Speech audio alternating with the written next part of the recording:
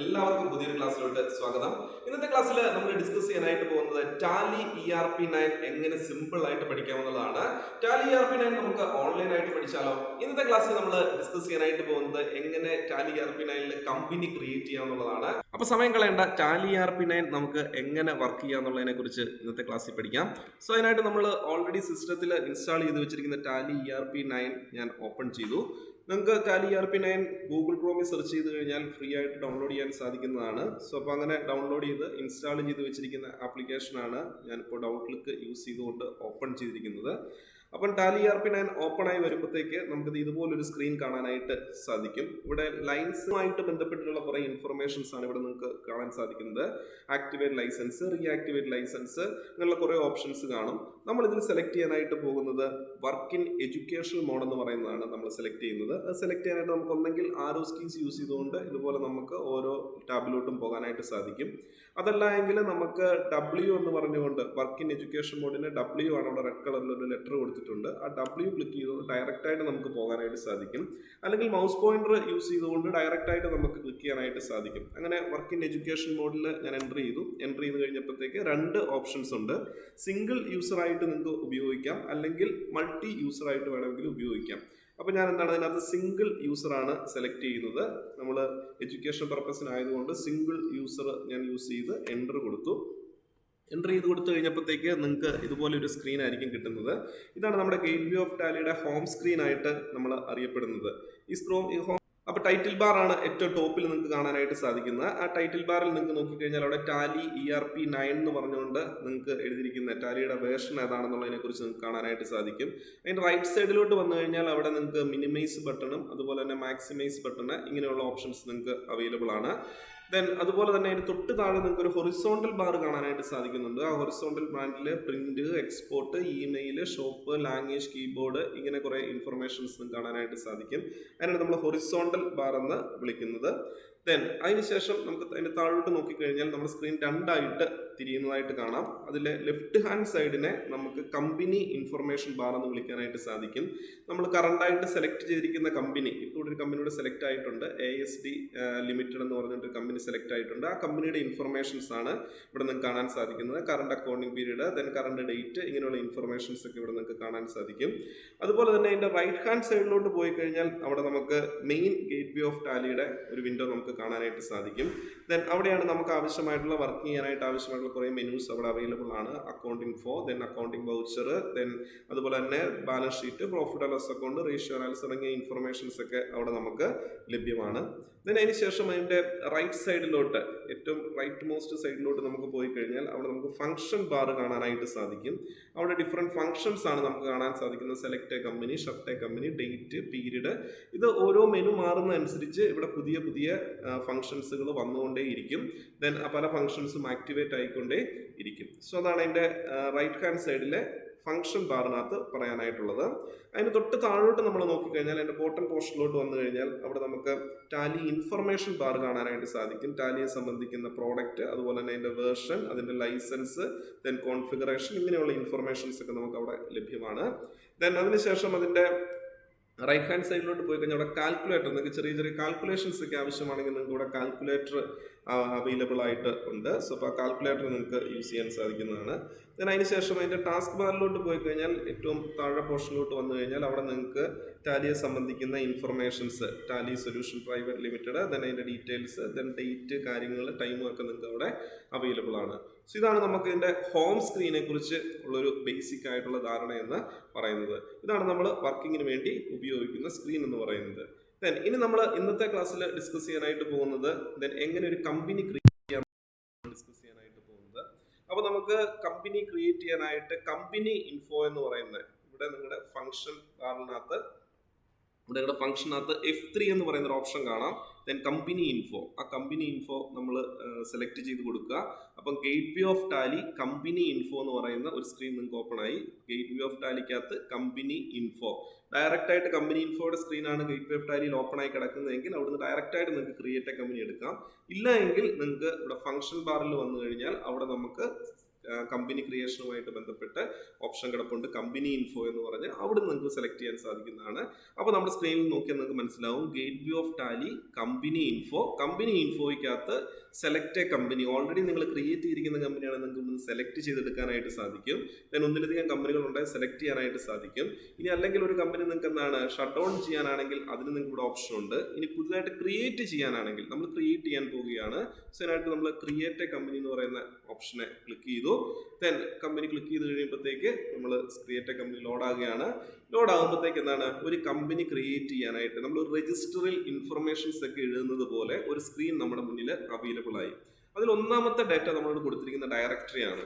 അതായത് നമ്മുടെ സിസ്റ്റത്തിൽ എവിടെയാണ് ഈ ഡാറ്റ സേവ് ആകേണ്ടത് എന്നുള്ള ഇൻഫർമേഷനാണ് നമ്മൾ ഇതിനകത്ത് കൊടുക്കുന്നത്. ഡയറക്ടറി അതിൻ്റെ പാത്താണ് കൊടുത്തിരിക്കുന്നത്. സിയിലെ യൂസേഴ്സിനകത്ത്, പബ്ലിക്കിനകത്ത്, ടാലി ERP9 ഡാറ്റയ്ക്കകത്താണ് ഇൻഫർമേഷൻ കിടക്കുന്നത്. അതിന് തൊട്ട് താഴെ നമുക്ക് എന്താണ് നെയിം കൊടുക്കാനുള്ള ഒരു ഓപ്ഷൻ ഉണ്ട്. ആ നെയിം കൊടുക്കാൻ നമ്മുടെ കമ്പനിയുടെ പേര് എന്താണോ ആ പേര് നമുക്ക് അവിടെ ടൈപ്പ് ചെയ്ത് കൊടുക്കാനായിട്ട് സാധിക്കും. അപ്പം ഞാനൊരു പേര് സെലക്ട് ചെയ്യാം. ശ്രീയാൻ ആൻഡ് കമ്പനി എന്നാണ് ഞാൻ സെലക്ട് ചെയ്യാൻ പോകുന്നത്. ദെൻ ശ്രീയാൻ ആൻഡ് കമ്പനി എന്ന് പറഞ്ഞ് പേര് ഞാൻ ടൈപ്പ് ചെയ്തു. തൊട്ട് താഴെ എൻ്റർ അടിച്ചു കൊടുത്തപ്പോഴത്തേക്ക് മെയിലിംഗ് നെയിം ചോദിച്ചു. ഇത് തന്നെയാണ് എങ്കിൽ നമുക്ക് അത് തന്നെ കൊടുത്ത് എൻ്റർ കൊടുക്കാം. അഡ്രസ്സ് ചോദിച്ചിട്ടുണ്ട്. അപ്പോൾ അഡ്രസ്സ് നിങ്ങൾക്ക് ടൈപ്പ് ചെയ്യാം. നമുക്കൊരു അഡ്രസ്സ് ജസ്റ്റ് ഒന്ന് ടൈപ്പ് ചെയ്ത് വെക്കാം.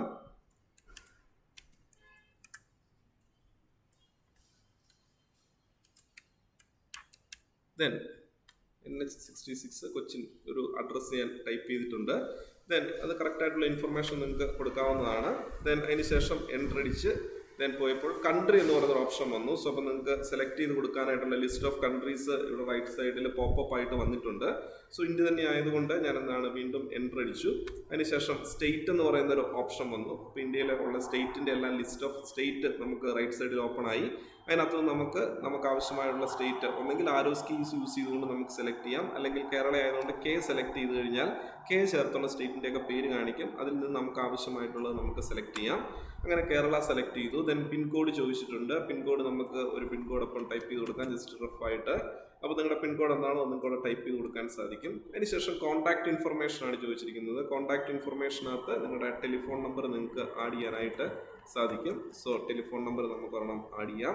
ഒരു റഫായിട്ടുള്ള നമ്പറാണ് കൊടുത്തിരിക്കുന്നത്.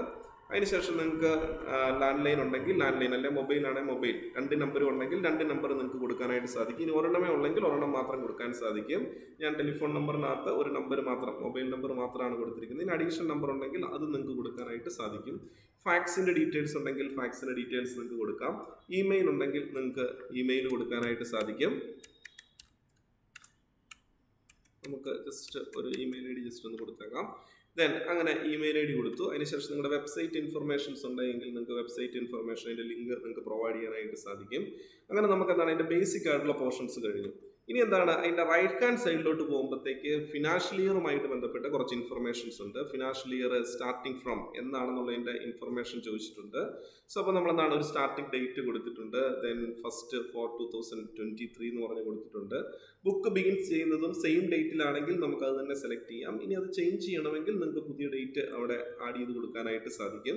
ഞാൻ ആ സെയിം ഡേറ്റ് തന്നെയാണ് ചൂസ് ചെയ്യുന്നത്. അതിനുശേഷം സെക്യൂരിറ്റി കൺട്രോളുമായിട്ട് ബന്ധപ്പെട്ടിട്ടുള്ള കുറേ ഇൻഫർമേഷൻ ചോദിച്ചിട്ടുണ്ട്. നിങ്ങൾക്ക് പാസ്വേഡ് വെച്ചത് പ്രൊട്ടക്റ്റ് ചെയ്യണമെങ്കിൽ, മറ്റാരും ആക്സസ് ചെയ്യാതെ പ്രൊട്ടക്റ്റ് ചെയ്യണമെങ്കിൽ നിങ്ങൾക്ക് ഇവിടെ പാസ്വേഡ് കൊടുക്കാം. അത് റിപ്പീറ്റ് ടൈപ്പ് ചെയ്യാനൊക്കെ ഉള്ള ഓപ്ഷൻസ് ഉണ്ട്. ദെൻ സെക്യൂരിറ്റി കൺട്രോൾ അഡീഷണൽ ആയിട്ട് പ്രൊവൈഡ് ചെയ്യണമെങ്കിൽ അതിനുള്ള ഓപ്ഷൻസ് ഏസ് കൊടുത്തു കഴിഞ്ഞാൽ നമുക്ക് ചെയ്യാൻ സാധിക്കും. ദെൻ അതിന് ശേഷം നമ്മൾ എന്താണ് വീണ്ടും എൻ്റർ അടിച്ച് കഴിയുമ്പോൾ കറൻസിയുമായിട്ട് ബന്ധപ്പെട്ടിട്ടുള്ള ഇൻഫർമേഷൻ ചോദിച്ചിട്ടുണ്ട്. അവിടെ നമ്മുടെ ബേസ് കറൻസിയുടെ സിമ്പൽ ചോദിച്ചിട്ടുണ്ട്. അപ്പോൾ ഞാൻ റുപ്പീസിൻ്റെ സിമ്പൽ കൊടുത്തിട്ടുണ്ട്. അത് നിങ്ങൾക്ക് മാറ്റി വേണമെങ്കിൽ ഡോളർ ആക്കണമെങ്കിൽ ഡോളർ ആക്കാം. ദെൻ അത് ചേഞ്ച് ചെയ്യാനുള്ള ഓപ്ഷൻ നമുക്കുണ്ട്. ദെൻ അതിന് ശേഷം അതിൻ്റെ ഫോർമൽ നെയിം INR എന്ന് പറഞ്ഞ് ഇന്ത്യൻ റുപ്പീസിൻ്റെ സിമ്പൽ കൊടുത്തിട്ടുണ്ട്.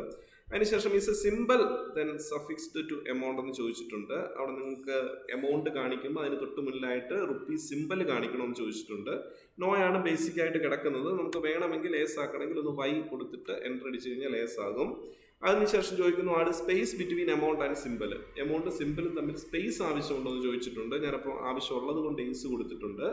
Then show amount in millions ഞാൻ നോ സെലക്ട് ചെയ്തു. അതിനുശേഷം എൻ്റർ കൊടുത്തപ്പം എത്ര decimal place, number of decimal place ചോദിച്ചിട്ടുണ്ട്. ഞാൻ 2 പ്ലേസ് ആണ് കൊടുത്തിരിക്കുന്നത്. ദെൻ അതുപോലെ തന്നെ പൈസയുടെ portion the word used to the print a decimal portion of an amount. പൈസ ആയിട്ട് കാണിക്കാൻ പറഞ്ഞിട്ടുണ്ട്. Then decimal place the printing amount in the words 2 എന്ന് പറഞ്ഞ് കൊടുത്തിട്ടുണ്ട്. അങ്ങനെ നമുക്ക് ബേസിക് ആയിട്ടുള്ള ഇൻഫർമേഷൻസ് എല്ലാം നമ്മൾ കൊടുത്ത് എൻ്റർ ഒരു ചെറിയ മെസ്സേജ് കാണിച്ചു, അക്സെപ്റ്റ് യെസ് ഓർ നോ. നിങ്ങൾ കൊടുത്ത ഇൻഫർമേഷൻസ് ഒക്കെ ശരിയാണെങ്കിൽ നിങ്ങൾക്ക് വൈ ക്ലിക്ക് ചെയ്തുകൊണ്ട് അല്ലെങ്കിൽ എൻ്റർ ക്ലിക്ക് ചെയ്തുകൊണ്ട് then company creation process complete ചെയ്യാം. ഇനി എന്തെങ്കിലും കറക്ഷൻ ആവശ്യമുണ്ടെങ്കിൽ എന്ന് ക്ലിക്ക് ചെയ്തുകൊണ്ട് നോ എന്ന് പറയുന്ന ഓപ്ഷൻ സെലക്ട് ചെയ്ത് നിങ്ങൾക്ക് വീണ്ടും ഇതിൽ പോയി എഡിറ്റ് ചെയ്യാവുന്നതാണ്. ദെൻ അപ്പം ഞാൻ എന്താണ് എല്ലാം ഓക്കെ ആയതുകൊണ്ട് ദെൻ എൻ്റർ അടിച്ചു. എൻ്റർ അടിച്ചപ്പം കമ്പനി ക്രിയേറ്റ് ആയി കഴിഞ്ഞു. സോ അപ്പം നിങ്ങൾ ഇപ്പോൾ ഈ സ്ക്രീനിൽ നോക്കിയാൽ നിങ്ങൾക്ക് മനസ്സിലാകും, നമ്മുടെ ലെഫ്റ്റ് ഹാൻഡ് സൈഡിൽ ഗേറ്റ്വേ ഓഫ് ടാലിയുടെ ലെഫ്റ്റ് ഹാൻഡ് സൈഡിൽ കമ്പനി ഇൻഫർമേഷനിൽ നമ്മളിപ്പം ക്രിയേറ്റ് ചെയ്ത കമ്പനി ശ്രീയാൻ ആൻഡ് കമ്പനി എന്ന് പറഞ്ഞുകൊണ്ട് ഒരു കമ്പനിയുടെ പേര് പുതിയതായിട്ട് വന്നു. നമ്മൾ ആദ്യം ഈ സ്ക്രീൻ ഓപ്പൺ ചെയ്തപ്പം ഈ കമ്പനിയുടെ പേരില്ലായിരുന്നു. ഇപ്പം നമുക്ക് എന്താണ് ഈ കമ്പനിയുടെ പേര് പുതിയ കമ്പനി ക്രിയേറ്റ് ചെയ്തതായിട്ട് കാണാനായിട്ട് സാധിച്ചിട്ടുണ്ട്. സോ അപ്പം ഇങ്ങനെയാണ് സിമ്പിളായിട്ട് ടാലി ERP9 ഒരു കമ്പനി നമുക്ക് ക്രിയേറ്റ് ചെയ്യാൻ സാധിക്കുന്നത്. ഇനിയിപ്പോൾ നമുക്ക് കമ്പനി ക്രിയേറ്റ് ചെയ്ത് കഴിഞ്ഞപ്പോഴാണ് നമുക്ക് എന്താണ് മൊബൈൽ നമ്പർ ഒന്ന് ചേഞ്ച് ചെയ്യണമെന്ന് തോന്നി, അല്ലെങ്കിൽ നമ്മുടെ അഡ്രസ്സിനകത്തൊരു മിസ്റ്റേക്ക് പറ്റി, അല്ലെങ്കിൽ മറ്റേതെങ്കിലും ഒരു ഇൻഫർമേഷൻ അഡീഷണൽ ആയിട്ട് കൊടുക്കാനായിട്ടുണ്ട്, അങ്ങനെ എന്തെങ്കിലും ഉണ്ടെങ്കിൽ നമുക്ക് അവിടെയും നമുക്ക് ഓപ്ഷൻ ഉണ്ട്. എന്താ ചെയ്യേണ്ടത്? ഗേറ്റ്വേ ഓഫ് ടാലി പോവുക, കമ്പനി ഇൻഫോയ്ക്കകത്ത് ദെൻ തൊട്ട് താഴോട്ട് വരുമ്പോഴത്തേക്ക് ആൾട്ടർ എന്ന് പറയുന്ന ഒരു ഓപ്ഷൻ ഉണ്ട്. ഇപ്പോൾ കമ്പനി ഇൻഫോ നമുക്ക് അവൈലബിൾ അല്ല എങ്കിൽ നമുക്ക് റൈറ്റ് ഹാൻഡ് സൈഡിൽ കാണുന്ന ഫംഗ്ഷൻ ബാറിൽ നിന്ന് നമുക്ക് എന്താണ് കമ്പനി ഇൻഫോ സെലക്ട് ചെയ്യാൻ സാധിക്കും. അപ്പോൾ വീണ്ടും ഈ gateway of Tally company info എന്ന് പറയുന്ന സ്ക്രീൻ വരും. അവിടെ നമുക്ക് എന്താണ് ആൾട്ടർ എന്ന് പറയുന്ന ഓപ്ഷൻ ഒന്ന് സെലക്ട് ചെയ്ത് കൊടുത്തിട്ട് എൻ്റർ അടിക്കുക.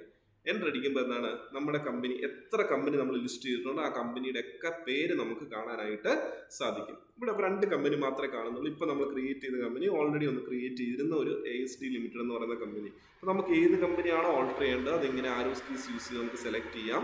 അപ്പോൾ എനിക്ക് ആവശ്യമായിട്ടുള്ള കമ്പനി ഞാൻ സെലക്ട് ചെയ്തിട്ട് എൻ്റർ അടിച്ചു.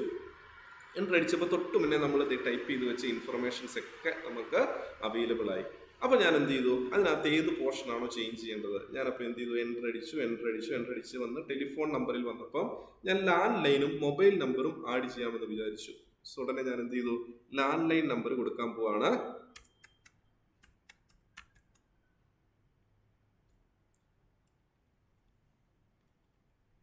നമുക്ക് ഒരു ലാൻഡ് ലൈൻ നമ്പർ നമ്മൾ ജസ്റ്റ് ഒന്ന് ക്രിയേറ്റ് ചെയ്ത് കൊടുത്തു. ദെൻ ഒരു റഫായിട്ട് കൊടുത്തിരിക്കുന്ന നമ്പറാണ്, എഡിറ്റ് ചെയ്യുന്നതിനെ കുറിച്ച് മാത്രം ഒന്ന് മനസ്സിലാക്കാൻ വേണ്ടി നമ്മൾ കൊടുത്ത നമ്പറാണ്. അതിനുശേഷം എൻ്റർ അടിച്ചു. വീണ്ടും ഞാൻ എന്താണ് തൊട്ട് താഴെ മൊബൈൽ നമ്പർ എന്ന് പറഞ്ഞുകൊണ്ട് അഡീഷണൽ ഒരു നമ്പറൂടെ ഞാൻ പ്രൊവൈഡ് ചെയ്യുകയാണ്. അങ്ങനെ അഡീഷണൽ നമ്പറും പ്രൊവൈഡ് ചെയ്തു. സോ ഇതായിരുന്നു എനിക്ക് വരുത്തേണ്ട കറക്ഷൻ എന്ന് പറയുന്നത്. സോ ഞാൻ വീണ്ടും എൻ്റർ അടിച്ച് പോയി. ദെൻ അങ്ങനെ ഏറ്റവും അവസാനത്തെ പോർഷൻ വരെ എൻ്റർ അടിച്ച് ചെന്ന് കഴിയുമ്പോൾ എന്ന് പറയുന്ന ക്വസ്റ്റ്യൻ വന്നിട്ടുണ്ട്. അപ്പം എല്ലാം ശരിയായതുകൊണ്ട് ഞാൻ ഒന്നുകൂടെ ചെക്ക് ചെയ്തു. എല്ലാം കറക്റ്റ് ആയതുകൊണ്ട് ഞാൻ എന്താണ് ഏസ് എന്ന് പറയുന്ന ബട്ടൺ വൈ ക്ലിക്ക് ചെയ്ത് അല്ലെങ്കിൽ എൻ്റർ അങ്ങനെ എൻ്റെ കമ്പനിയുടെ എന്താണ് ഓൾട്ടറേഷൻസ് കഴിഞ്ഞു. അപ്പോൾ വളരെ സിമ്പിളായിട്ട് നമുക്ക് എന്താണ് ടാലി ERP9 കമ്പനി ക്രിയേറ്റ് ചെയ്യാനായിട്ട് സാധിക്കും. അപ്പോൾ നമുക്ക് ഒന്നിച്ച് കമ്പനി ക്രിയേറ്റ് ചെയ്ത് ഇനി അക്കൗണ്ട്സുകൾ നമ്മൾ റെക്കോർഡ് ചെയ്ത് ട്രയൽ ബാലൻസും അതുപോലെ trading account, profit and loss account, balance sheet ഒക്കെ നമുക്ക് പ്രിപ്പയർ ചെയ്യാം. സോ അടുത്ത ക്ലാസ്സിൽ നമുക്ക് എങ്ങനെ ഇതിനകത്ത് അക്കൗണ്ട്സുകൾ ക്രിയേറ്റ് ചെയ്യാന്നുള്ളതിനെ കുറിച്ച് പഠിക്കാം. അപ്പോൾ എല്ലാവരും എന്ത് ചെയ്യുക? ടാലി ERP9 ഒരു കമ്പനി ക്രിയേറ്റ് ചെയ്ത് വെക്കുക. വീണ്ടും അടുത്ത ക്ലാസ്സിൽ കണ്ടുമുട്ടാം. അതുവരെ എല്ലാവർക്കും നന്ദി, നമസ്കാരം.